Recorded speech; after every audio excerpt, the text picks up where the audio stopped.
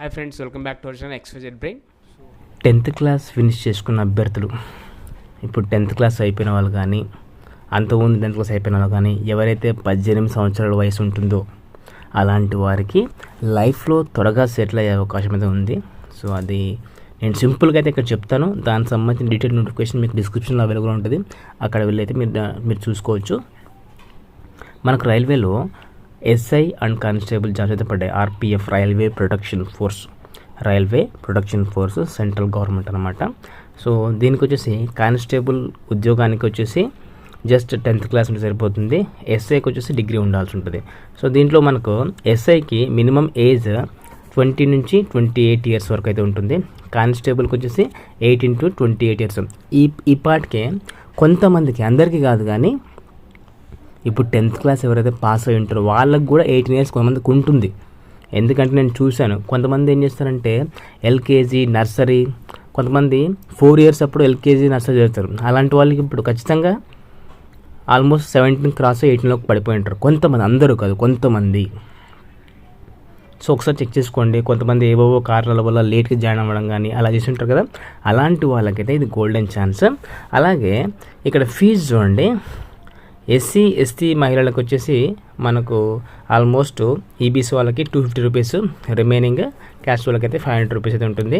ఇది ఎలా ఎంపిక చేస్తారంటే ఆన్లైన్ టెస్ట్, ఫిజికల్ టెస్ట్ ఆధారంగా అయితే ఎంపిక చేస్తారు. ఎస్ఐలు వచ్చేసి ఎస్ఐలకు శాలరీ 35,400 రూపాయలు, కానిస్టేబుల్కి స్టార్టింగ్ శాలరీ 21,700 రూపాయలు అయితే ఉంటుంది. మనకు అఫీషియల్ వెబ్సైట్ www.rrbapply.gov.in. దీనికి సంబంధించిన లింక్ మీకు డిస్క్రిప్షన్లో అవైలబుల్ ఉంటుంది. అక్కడ వెళ్ళి మీరు సులభంగా అయితే డౌన్లోడ్ చేసుకోవచ్చు. దీంట్లో మీరు ఎక్కువ కష్టపడాల్సింది ఏం లేదు. ఇది ఎక్కువగా ఎవరికి వస్తుందంటే ఫిజికల్ టెస్ట్లు ఎవరైతే గట్టెక్కిస్తారో, కొంతమంది ఎగ్జామ్ రిటన్ టెస్ట్ క్వాలిఫై అవుతారు కానీ పీఈ టెస్ట్లో అయితే ఫెయిల్ అవుతారు. ఎక్కువగా విలేజ్ పీపుల్స్ అయితే వాళ్ళు రన్నింగ్ కానీ, జాగింగ్ కానీ, ఇవన్నీ పుషప్స్ కానీ అన్నీ బాగా చేస్తారు. వాళ్ళు కొద్దిగా కాన్సన్ట్రేట్ చేస్తే ఎగ్జామ్ మీద, సో డెఫినెట్గా అయితే వాళ్ళకి ఈ RPF జాబ్ అనేది ఈజీగా వచ్చేస్తుంది. రీసెంట్గా మా మిత్రుడు ఒకరికి RPF వచ్చేసింది. లాస్ట్ 2 ఇయర్స్ బ్యాక్ ఏమో అబ్బాయి రాస్తే వచ్చేసింది. సో ప్రజెంట్ RPFలో చేస్తున్నాడు అబ్బాయి కూడా. ఎగ్జామ్ అప్ టు కొద్దిగా డిఫికల్ట్ లెవెల్ ఉంటుంది, 10th వరకు అయితే ఉంటుంది. మీరు ఏం చేయాలంటే జనరల్ స్టడీస్ బాగా కవర్ చేయండి, డెఫినెట్గా అయితే వస్తుంది. అర్థమెటిక్, రీజనింగ్ కూడా బాగా కవర్ చేస్తే మీకు ఛాన్స్ అయితే ఉంటుంది. అలాగే మీకు నోటిఫికేషన్లో ఫుల్ డీటెయిల్స్ ఉన్నాయి, అవి కూడా ఒకసారి ఎక్స్ప్లెయిన్ చేస్తాను. ఈ షార్ట్ వీడియో అయితే పెట్టాను మీకు. సో దీన్ని మిస్ చేసుకోకుండా కాస్త ఫోకస్ చేయండి, డెఫినెట్గా అయితే మీకు జాబ్ వచ్చే అవకాశం అయితే ఉంటుంది. ఇలాంటి మరిన్ని అప్డేట్స్ కోసం మన ఛానల్ని సబ్స్క్రైబ్ చేసుకోండి and click on the bell icon for notification. Do like.